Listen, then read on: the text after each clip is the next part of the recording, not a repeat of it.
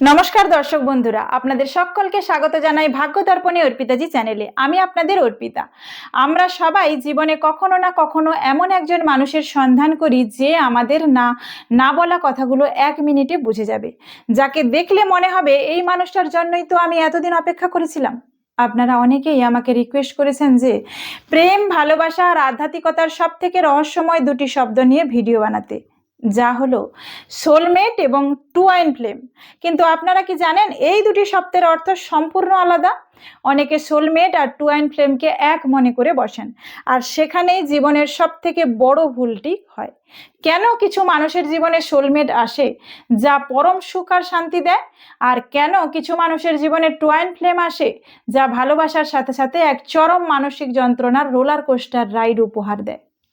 এদের সাথে আপনার পূর্বজন্মের কোন পেন্ডিং কর্মা জড়িয়ে আছে, আপনার জন্মকুণ্ডলীর কোন কোন গ্রহের প্রভাবে এই অলৌকিক মানুষের সাথে আপনার দেখা হয়, তার সম্পূর্ণ কেস স্টাডি আজ আমি আপনাদের দেব। ভিডিওটি শেষ পর্যন্ত অত্যন্ত মনোযোগ দিয়ে দেখুন, কারণ আজ আপনি জানতে চেয়ে চলেছেন আপনার জীবনের সেই বিশেষ মানুষটি আসলে কে।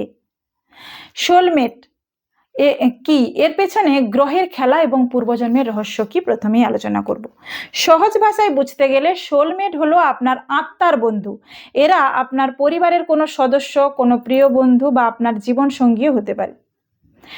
পূর্বজন্মের কার্মিক কানেকশন কি? পূর্বজন্মে এই মানুষটির সাথে আপনার খুব সুন্দর ইতিবাচক এবং ভালোবাসার সম্পর্ক ছিল। হয়তো আপনারা আগের জন্মেও খুব সুখী স্বামী স্ত্রী ছিলেন, বা এমন দুই বন্ধু ছিলেন যারা একে অপরের জন্য জীবন দিতে পারতেন। এই জন্মে প্রকৃতি আপনাকে আবার কাছাকাছি নিয়ে আসে, যাতে আপনারা সেই পুরনো সুখের যাত্রাটা আবার একসাথে ভাগ করে নিতে পারেন। এরা আপনার জীবনে আসে আপনাকে সাপোর্ট করতে এবং মানসিক শান্তি দিতে। কুণ্ডলিতে গ্রহের অবস্থান নিয়ে আলোচনা করব। জন্মকুণ্ডলিতে যখন দেবগুরু বৃহস্পতি, শুক্র এবং চন্দ্রের এক অত্যন্ত শুভ এবং বন্ধুত্বপূর্ণ প্রভাব থাকে, বিশেষ করে কুণ্ডলীর দ্বিতীয়, পরিবার, পঞ্চম, প্রেম এবং সপ্তম ভাব বিবাহে, তখন মানুষের জীবনে সোলমেটের আগমন ঘটে। বাস্তব উদাহরণ দিই। ধরুন আপনি রিয়ার সাথে দেখা করলেন। প্রথম দিন কথা বলেই আপনার মনে হলো, আরে এর সাথে তো আমার চিন্তা ভাবনা হুবহু মিলে যাচ্ছে। রিয়ার সাথে থাকলে আপনার কোনো ভয় থাকে না, কোনো ইগো বা অহংকার থাকে না। রিয়া আপনাকে সমস্ত আপনার ভুল ত্রুটি সহ গ্রহণ করে। সোলমেট সম্পর্ক হয় অত্যন্ত শান্ত, নিরাপদ এবং মধুর। যে কোনো মানসিক অশান্তি থাকে না সেখানে, যেখানে কোনো মানসিক অশান্তি থাকে না। আর টুয়াইন ফ্লেমটা কি এবং এর পেছনের ভয়ঙ্কর কার্মিক রহস্যটা কি?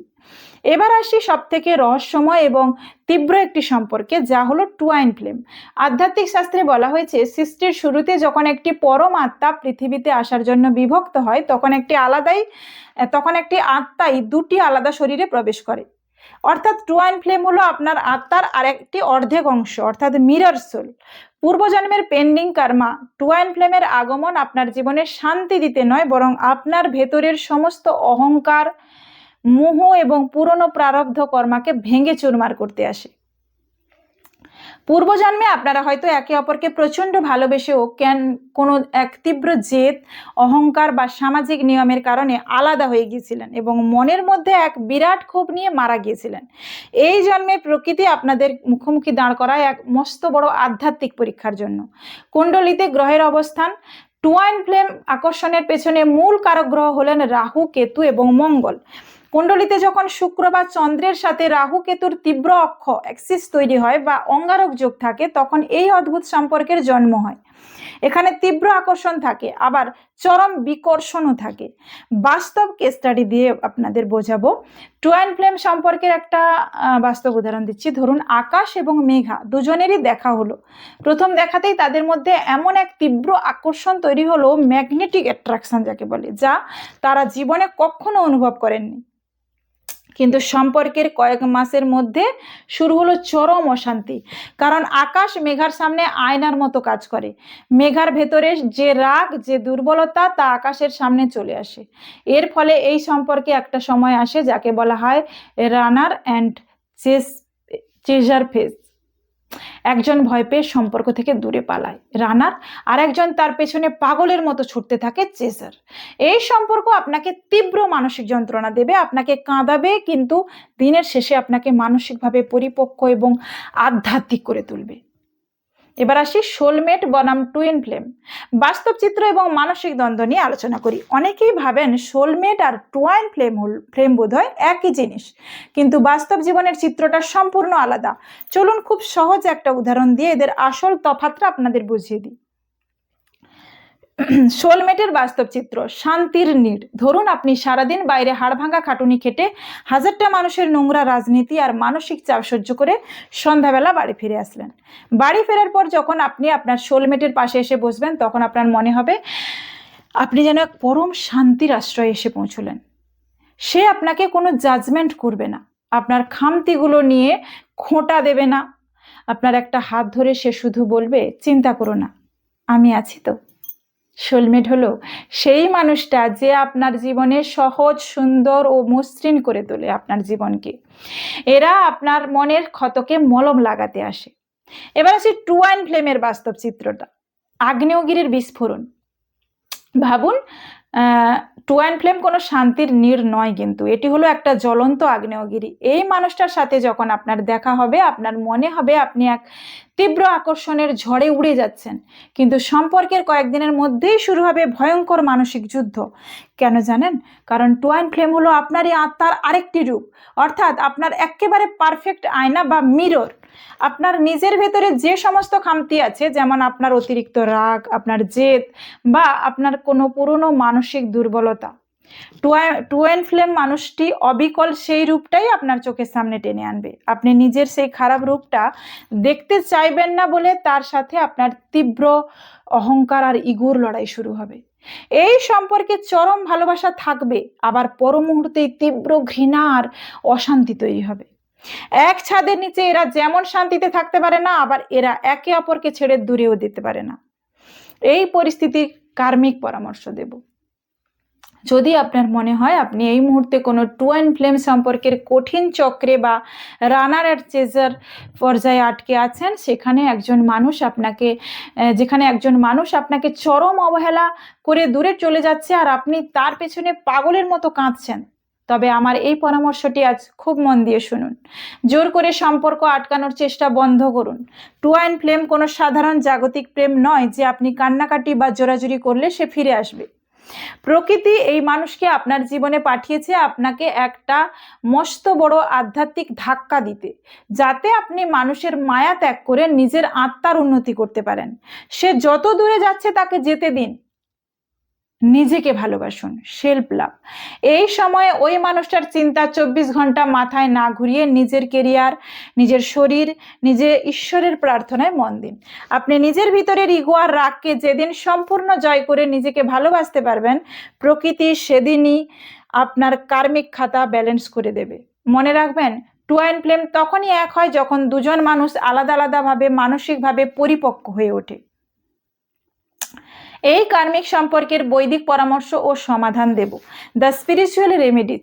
টুইন ফ্লেমের মানসিক যন্ত্রণা থেকে বাঁচতে বা নিজের জীবনে সঠিক সোলমেটকে আকর্ষণ করতে এই জ্যোতিষ টোটকাগুলো অবশ্যই পালন করুন। নিজের আত্মাকে চেনা, অর্থাৎ সেলফ লাভ। টুইন ফ্লেমের সম্পর্কের মূল উদ্দেশ্য হলো আপনাকে ঈশ্বরের দিকে এবং নিজের আত্মশুদ্ধির দিকে নিয়ে যাওয়া। তাই অন্য মানুষের পেছনে না ছুটে প্রতিদিন সকালে অন্তত 10 মিনিট ওম নমঃ শিবায় মন্ত্র জপ বা ধ্যান করুন। শিব হলেন পরম আত্মা এবং পার্বতী হলেন পরম শক্তি। শিব পার্বতীর আরাধনা আপনার ভেতরের পুরুষ ও নারী শক্তির ভারসাম্য ফিরিয়ে আনবে। শুক্র এবং বৃহস্পতিকে বলবান করার টোটকা বলবো। যদি জীবনে সত্যিকারের ভালোবাসার অভাব থাকে, তবে প্রতি শুক্রবার মা লক্ষ্মীর সামনে একটি ঘিয়ের প্রদীপ জ্বালিয়ে অর্গল স্তোত্র পাঠ করুন। এটা ইউটিউবে সার্চ করলে পেয়ে যাবেন, অর্গল স্তোত্র। এবং সুগন্ধি বা পারফিউম ব্যবহার করুন। প্রতি বৃহস্পতিবার গুরুজনদের চরণে প্রণাম করে তাদের আশীর্বাদ নিন। এতে শুক্র ও বৃহস্পতির শুভ প্রভাবে আপনার জীবনে কোনো পজিটিভ সোলমেটের আগমন ঘটবে। ক্ষমা করতে শেখা, পেন্ডিং কর্মা ক্লিয়ার করা। টুয়াইন ফ্লেম সম্পর্কে যে মানুষটি আপনাকে কষ্ট দিয়ে চলে গেছে, মনের মধ্যে তার প্রতি ক্ষোভ বা বদলার আগুন পুষে রাখবেন না। কারণ আপনি যত রাগ পুষে রাখবেন, আপনার পেন্ডিং কর্মা তত বাড়বে। তাকে মন থেকে ক্ষমা করে দিন। প্রতি শনিবার বা মঙ্গলবারে পাখিদের 7 রকমের শস্য অর্থাৎ সপ্তধান্য খাওয়ান। এতে রাহু কেতুর নেতিবাচক মোহ কেটে যাবে এবং মন শান্ত হবে। এবার আসবো শুভ দিক নিয়ে আলোচনায়। আমার দর্শক বন্ধুরা, আপনাদের জীবনের প্রেমের বাধা কাটাতে এবং পজিটিভ এনার্জিকে আকর্ষণ করতে এই শুভ উপাদানগুলো নিজের জীবনে ব্যবহার করতে শুরু করুন। প্রথমেই আসবো শুভ সংখ্যা। যারা এই মনে করছেন যে আমরা এই দুটো কানেকশনের মধ্যে আছি, তাদের জন্য ভাগ্যশালী সংখ্যা হলো 6, 3 এবং 2। যে কোনো মাসের এই তারিখগুলো আপনার ভালোবাসার মানুষের সাথে কথা বলার জন্য অত্যন্ত শুভ। শুভ রং নিয়ে বলি, আপনার জীবনের পজিটিভ ভাইবরা বজায় রাখতে হালকা গোলাপি অর্থাৎ বেবি পিঙ্ক, খাঁটি সাদা পিওর হোয়াইট এবং হালকা হলুদ রঙের পোশাক বেশি ব্যবহার করুন।